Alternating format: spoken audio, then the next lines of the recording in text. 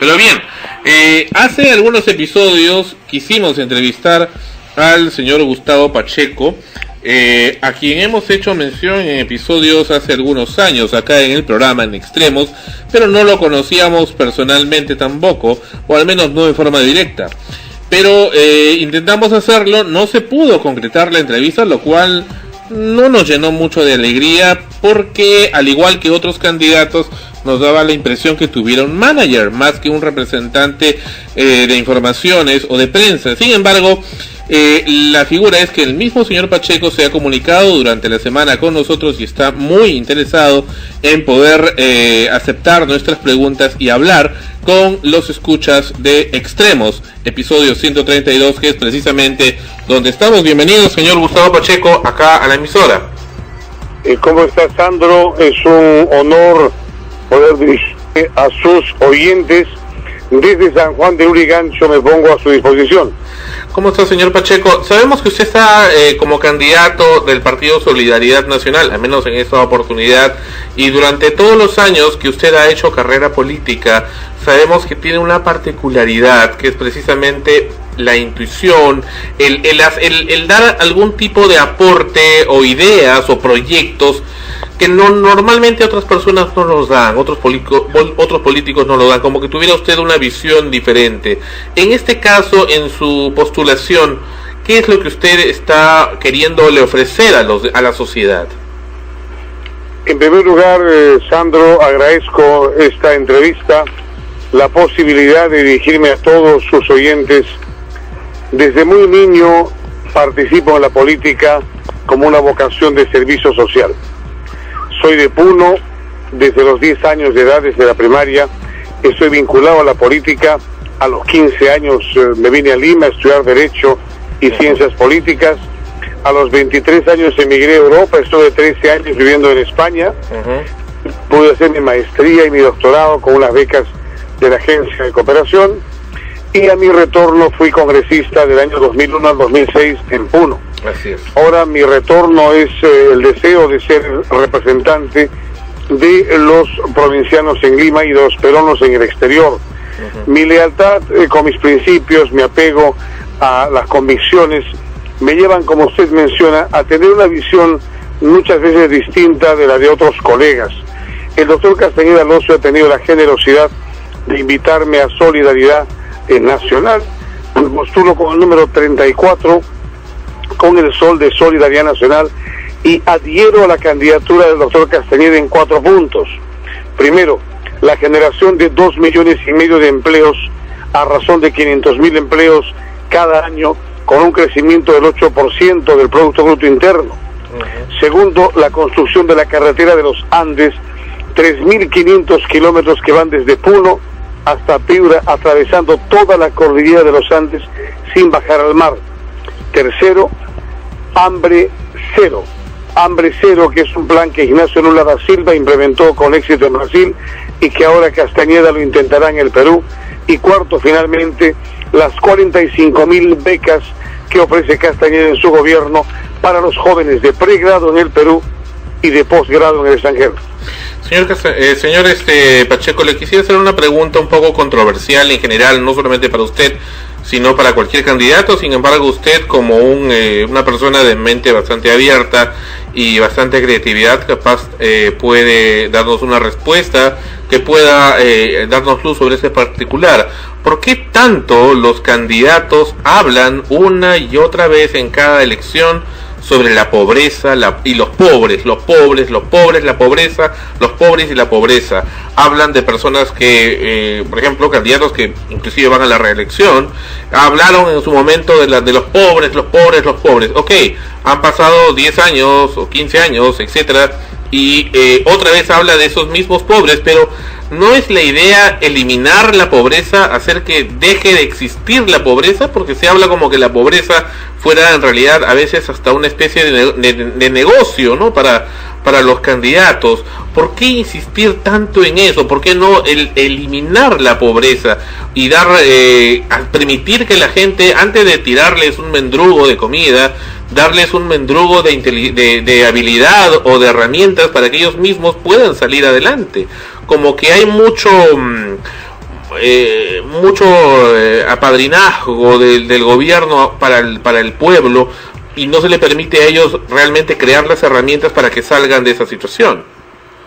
Y yo tengo su misma visión, y usted comprenderá junto conmigo que Castañeda Locio no es un filósofo de la política, es un gerente de la política, y por eso habla de 2,5 millones de empleos con un crecimiento de la economía de 8% sostenido. Castañeda Locio lo que intenta es una alianza público-privada. Cuando usted se refiere a la pobreza, es que hace 10 años teníamos 54% de pobres. Hemos bajado entre todos los peruanos y entre todos los últimos gobiernos a 34%. Mientras haya pobreza no se puede hablar, no se puede dejar de hablar de los excluidos, porque mire usted, la macroeconomía va muy bien, la microeconomía no. El Perú va bien, los peruanos no tanto. El Perú va en azul, muchos pero rojo. Pero sí estoy de acuerdo con usted en que hay que hablar de distribución de la riqueza y no de distribución de la pobreza. Yo recuerdo un discurso de Felipe González en 1982 que sintetizó muy bien lo que ahora aspira a crear Lucho Castañeda. Felipe González dijo entonces: la derecha nunca quiso repartir la riqueza que supo generar, y la izquierda siempre quiso repartir riqueza que nunca supo generar. Nosotros vamos a generar y vamos a compartir esa riqueza. Es un poco su visión. Ahora, pero ¿por qué insistir en la gente? Ustedes son los pobres, los que tienen que llegar al poder, ustedes los pobres, los pobres, los pobres. ¿Y por qué no decirles ustedes, como mucha gente en realidad lo ha hecho, y Gamarra es un ejemplo clarísimo, ustedes mismos pueden salir de eso y ser líderes?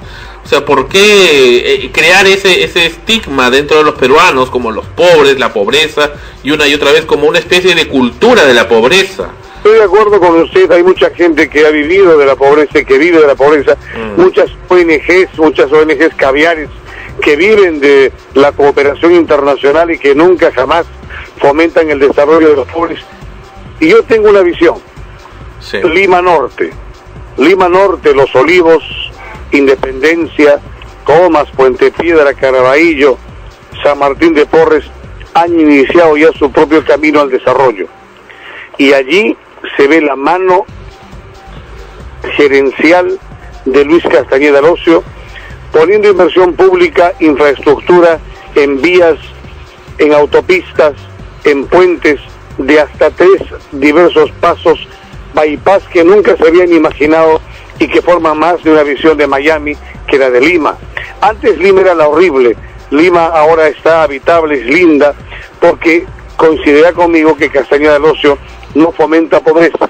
Castañeda Locio fomenta el reparto de la riqueza mediante una alianza público-privada, como son los hospitales de la Solidaridad, como son el Parque Mágico de las Aguas, el Teatro Municipal, el Metropolitano, y todo este enjambre de obras, de más de 4.500 obras que nos ha dejado. Coincido con usted, no hay que ser fatalista en la situación de la pobreza, y creo que antes la política descansaba en la filosofía y ahora la política descansa más bien en la economía. Ana Rosa con una pregunta. Señor Pacheco, ¿qué tal? Buenas noches. Una pregunta. Ustedes nos comentan que empiezan a aplicar el plan de hambre cero. Me gustaría saber, o que nos informaran a todos, de qué manera piensan hacerlo y sobre todo cómo evitar que en el futuro esto vaya a caer en conflictos como ha ocurrido con el famoso vaso de leche, que también fue una buena iniciativa en su momento para evitar que los niños para evitar que hayan niños que no tomen desayuno, por decirlo así, ¿no? Y sin embargo ahora pues se ha demostrado y hay conflictos sobre el negociado que hay al respecto. ¿Cómo hacer para que en el futuro una iniciativa como Hambre Cero no vaya a caer en la misma situación? Yo le agradezco la pregunta. Yo colaboré con Alfonso Barrantes Lingán cuando era joven, justamente cuando Alfonso Barrantes Lingán desde el municipio de Lima generó el vaso de leche como un programa social. He estado cerca con una visión próxima a Lula da Silva cuando Lula ha empezado a generar la inclusión social como parte de su gobierno. Y creo que este manejo tiene que ser muy responsable, más que desde un punto de vista social, desde un punto de vista racional y económico. sustentable y sostenido. Considero también que este tema va a ser llevado en el plan de gobierno, en la comisión de plan de gobierno, donde soy yo parte en relaciones exteriores, por Elmer Cuba, que es el jefe del plan de gobierno, y toda la gente que reúne a Macroconsults, Raúl Salazar, Carlos Amati León, están trabajando esta fórmula del hambre cero para unificar los programas sociales, pero dar un paso más allá. No será bueno financiar eternamente a los pobres. Creo más en la figura de Keynes, en la filosofía económica de la intervención política del Estado, con una visión económica de potenciar a los agentes económicos dentro de un esquema alianza público-privada. Por eso, creo que Hambre Cero lo que va a intentar es generar cadenas productivas a partir de la construcción de la carretera de los Andes, que va a poner en valor 811.000 hectáreas de terrenos de cultivo. Esto va a generar, junto con los 2,5 millones de empleos, cadenas productivas. ¿Qué mejor Hambre Cero definitivo que generar empleo?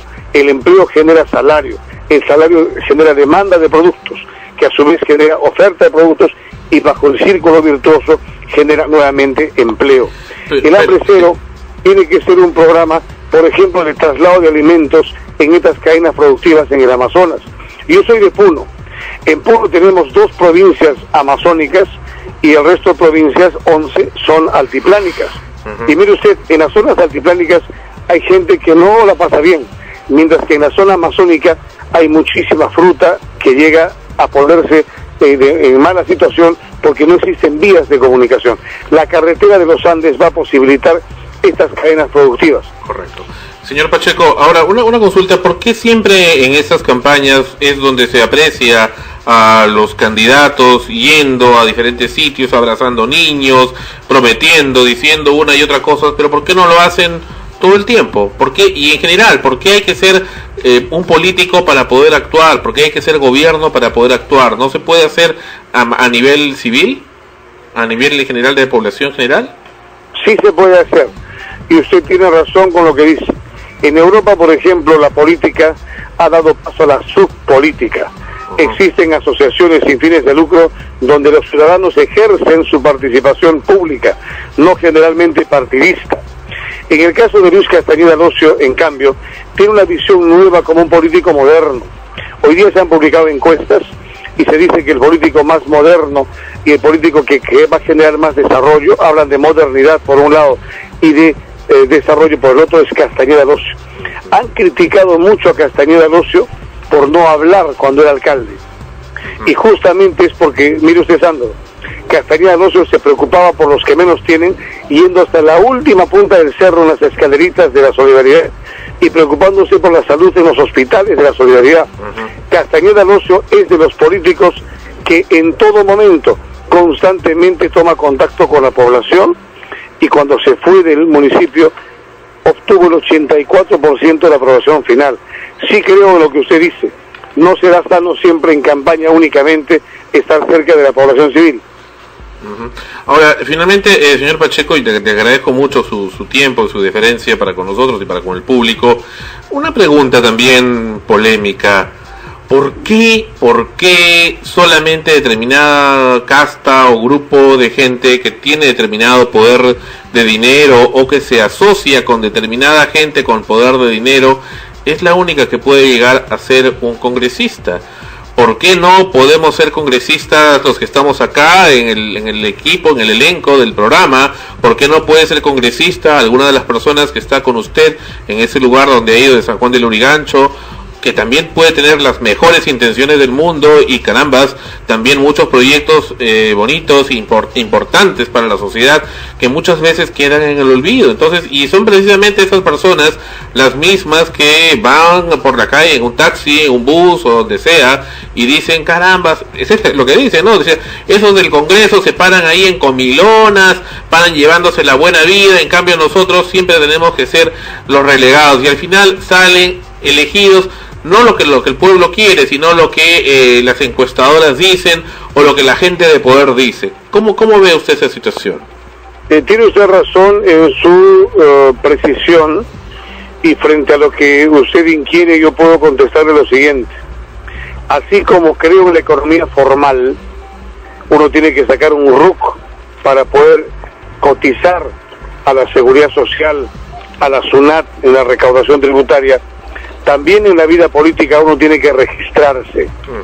Lo primero que hay que hacer, Sandro, es inscribirse en un partido político o fundar un partido político. Uno no puede de manera informal hacer economía, ejercer el comercio, ni tampoco puede de manera informal ejercer la política. Existe una ley orgánica de partidos políticos que cuando fui congresista sancionamos. Entonces las puertas de Solidaridad Nacional están abiertas a todos los peruanos. Castañeda no se ha dado muestra de abrir la puerta a todos los que han querido participar, como es mi caso, y a partir de allí empezar a generar espacios de movimiento, espacios de liderazgo, espacios de capacitación y sobre todo de representación. Si el ciudadano de San Juan de Lurigancho, donde me encuentro ahora, quisiera participar como político, quisiera ser regidor, alcalde, ministro o congresista, tiene que ingresar en un partido político, sea cual fuese, porque si no vamos a caer en el falso reino de los independientes. ¿Qué significa ser independiente? ¿Independiente de qué? ¿Independiente con qué? ¿Independiente para qué? Yo me involucro en partidos políticos porque entiendo que el orden constitucional recae en una estructura, en un andamiaje de orden participativo, con una separación de estados y con personalidades jurídicas que están dentro de personas jurídicas que se llaman partidos políticos. Nos está fiscalizando la SUNAT, nos fiscaliza la OMPE, nos fiscaliza el Jurado Nacional de Elecciones, la Defensoría del Pueblo, la Contraloría y sobre todo los ciudadanos y la prensa, hablada, escrita y televisiva. Esta es la explicación que le alcanzo. A mí me encantaría que su equipo tan brillante, que ejerce una posición de periodismo objetivo y que siempre están intentando buscar el balance positivo y hacer del periodismo la más digna de las profesiones, ustedes pudieran incorporarse a lo que puede significar una representación política. Y con esto termino mi participación al decirle que hay una sola diferencia entre el liderazgo social, el liderazgo mediático, el liderazgo eclesiástico con el liderazgo político. Una sola diferencia, y es que el liderazgo político recae y necesita de atravesar por el sacramento de las urnas. Se tiene uno que presentar ante la sociedad y presentar un plan de gobierno y decir, y yo quiero ser su representante. Cuando el sacramento de las urnas habla a favor, entonces uno es togado por la voluntad popular. No existe otra forma de representación que no atraviese, que no pase por el sufragio universal y secreto de las urnas. Por eso los invito. Mi nombre es Gustavo Pacheco, soy el número 34 de Solidaridad Nacional. Los invito este 10 de abril a marcar el sol de Castañeda Locio, para que Castañeda Locio como provinciano haga por el Perú lo que ha hecho por Lima. Ustedes me conocen, yo pongo la cara, yo pongo el pecho, yo no me corro. Un gran abrazo, Sandro, muchísimas gracias por esta entrevista. Un placer, muchas gracias, hasta una nueva oportunidad. Bueno, ya colgó, es el señor Gustavo Pacheco, que dice que no se corre, y efectivamente no se corrió. Él estuvo aquí con nosotros, sin embargo, por tercera semana consecutiva quien no está es Luciana León.